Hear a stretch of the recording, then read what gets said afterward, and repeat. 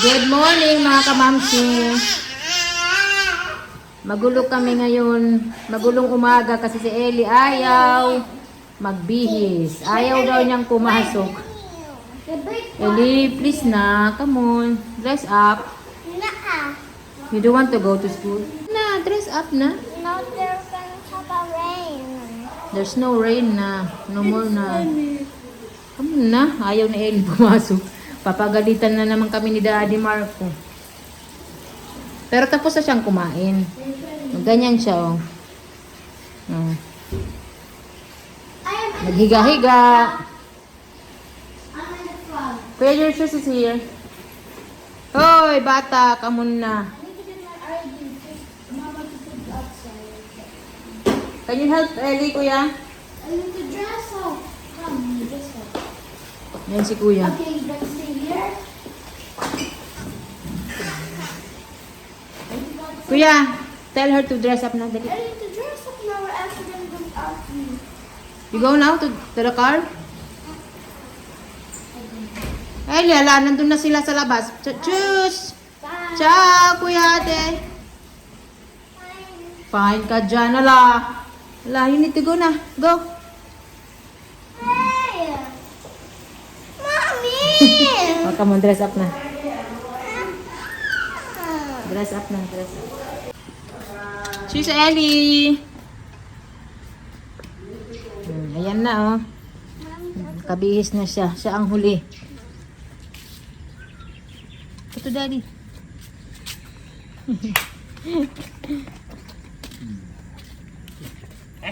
Kan jetzt einen Schuh, eh? Because you Papi me. Is Daddy the best driver in the world? Say yes. Come. Eh. Is Daddy a good driver or not? Yes. Best driver? Okay, we do that. Hook it back in the morning. Hook it back for school in the morning, yeah? Daddy driver. Daddy driver. My new profession, kids driver. Taxi. Taxi driver for my Daddy, kids. when you cook Be careful. then when you're in the kitchen, Daddy, because you're also a favorite mommy. Yeah. I do that 3 times a day. Mommy's a good And? cooker and Daddy's a good I'm not getting paid for it. You know what my pay is? Yeah. Emily's What? smile and kisses from the kids. Yeah. Daddy's a grilling also. That's the best. Maganda ang panahon. Walang ulan. Baka mamaya mag-ulan na naman. Oh, kiss Daddy. Oh. Cheers, kiddos. Ciao. Cheers. Bye. Cheers. Cheers, ate. Mommy, is this together? Bye. Bye. Cheers, ate. Mwah. Cheers, cheers, cheers. Love you, love you. Nicholas, my dad. Lydia. Ayan sila. So mga kamamsi, ayan ang weather ngayon namin dito.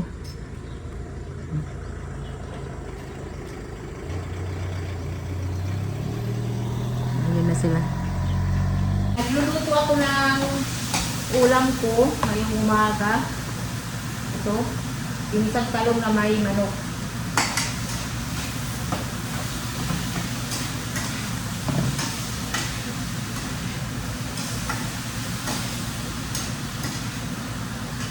Breakfast ni Mami Irene. Hindi ko lalagyan ng toyo.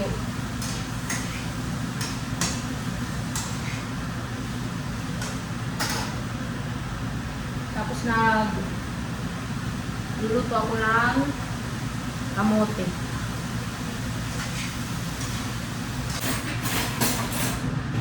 Asin lang ang ilalagay ko. Wala nang iba. Asin lang, sapat na.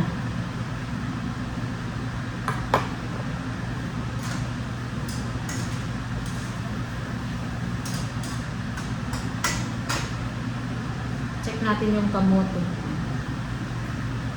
Ito yung ating kamote. Nabili ko to kahapon. So hindi pa siya luto. Medyo matigas pa ng konti. Ito naman yung gulay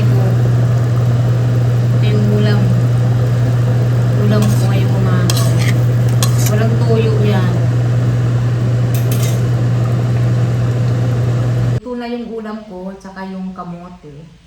So kakain na tayo. Kuha lang ako ng kanin.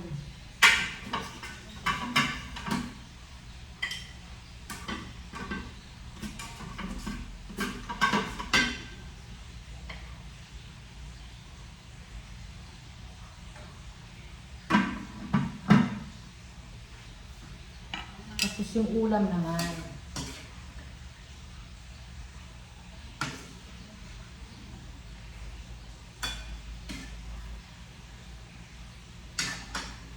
Ayan mga kamamsyo.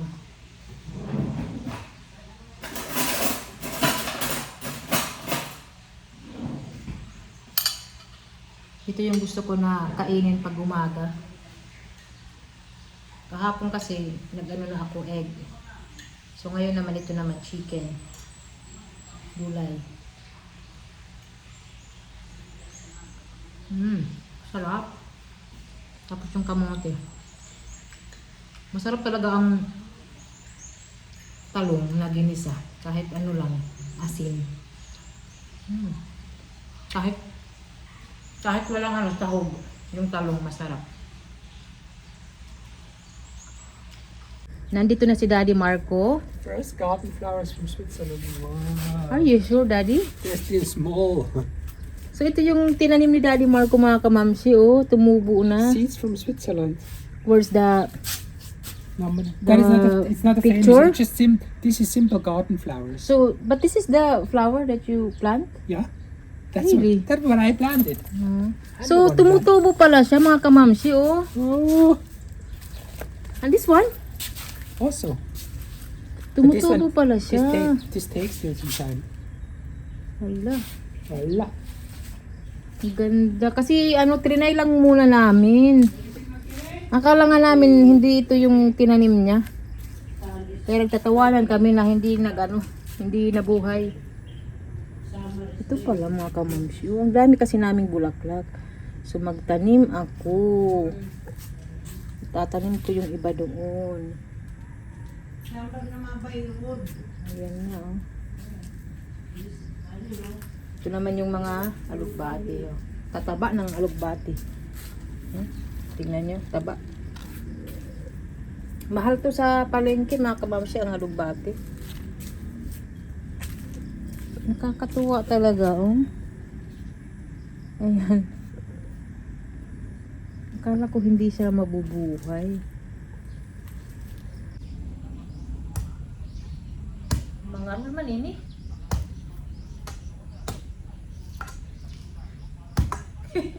Nauntol. Untulan ta kamot ini. Ay di naman.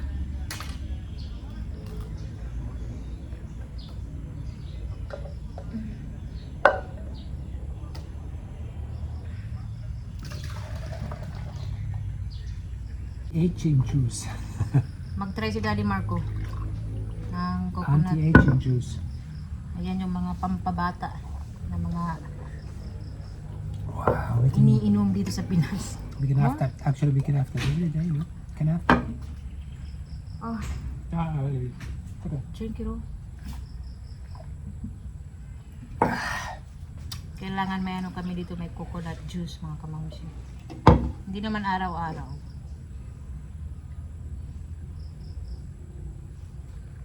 Sikreto ni Mami Irie bakit bumabata.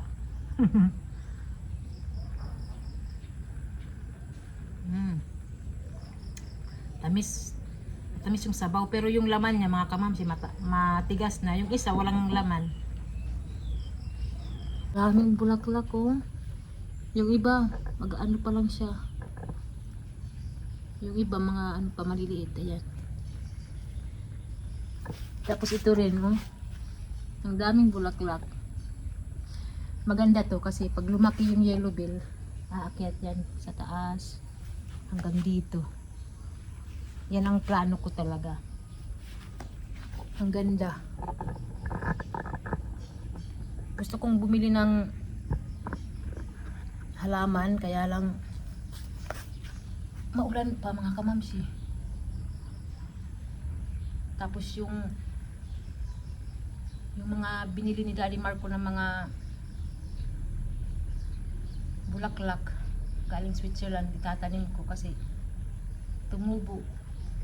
Tumubo siya, nabuhay siya mga kamamsi. So, maganda. Ang gaganda pa naman ng mga bulaklak na yun. At saka, may nagtatanong pa rin na delikado daw dito.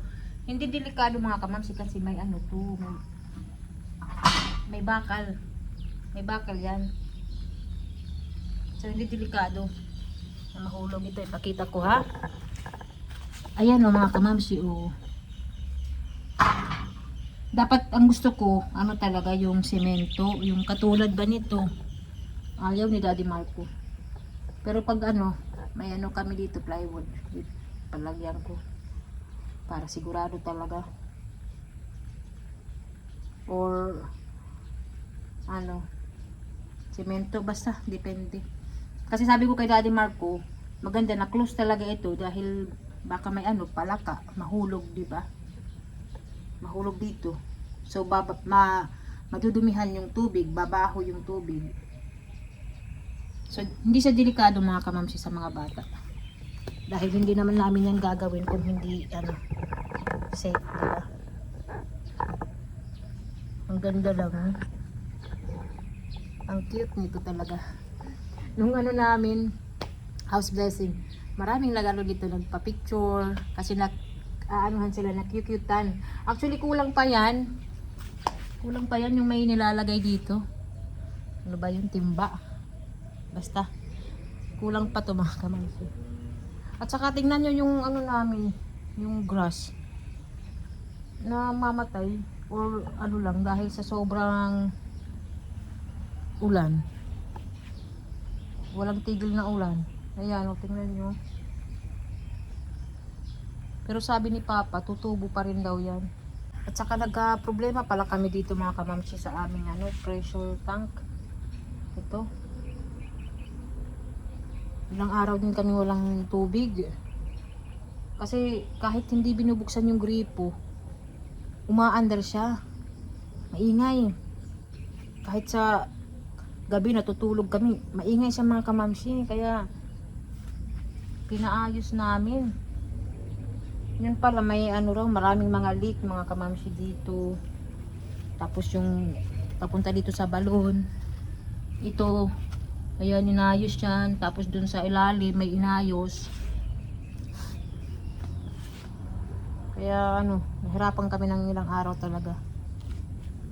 Ngayon okay na siya, pinaayos namin siya nung isang araw. Bumili si Daddy Marco ng mga materyales, bumili ulit ng ano, tubo. Tapos yung sa ilalim, kasi bumabalik daw yung tubig mga kamamsi. Ngayon okay na siya. Pero ang laki ng binayad namin mga kamamsi sa nag-ayos nito. Hindi naman siya ano talaga mahirap. Pero ang laki ng hiningi niya sa amin. Sumigi na lang kami, nag-oo na lang kami mga kamamsi para maayos lang dito dahil nahirapan kami maghugas, mahirap yung tubig. Kaya kahit malaki yung hiningi sa amin, okay na lang. 7,000 mga kamamsi. Ilang ano lang, siguro mga 2 oras lang naayos na. Maraming problema pero hindi siya yung komplikado na ayusin mga kamamsi. May in-adjust lang dito, tapos dyan, ito naman yung pinalitan. Ayan, may tinanggal dyan. So hindi siya ano, hindi siya mahirap ayusin, pero ang laki ng hiningi, 7,000. Pero sige lang, ang importante naayos siya. Hindi ko alam mga kamamsi kung mahal yun 7,000 ang hingi sa amin. Kasi hindi siya ano, hindi siya mahirap talaga. Hindi siya mahirap ayusin. Ngayon okay na yan.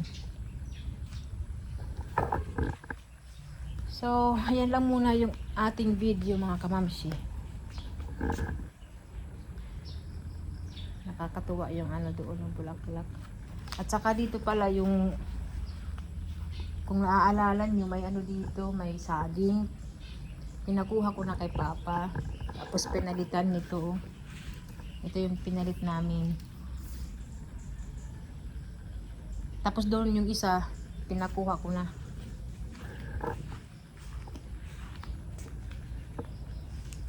Inom ako ng sabaw ng nyog, mga kamamsi.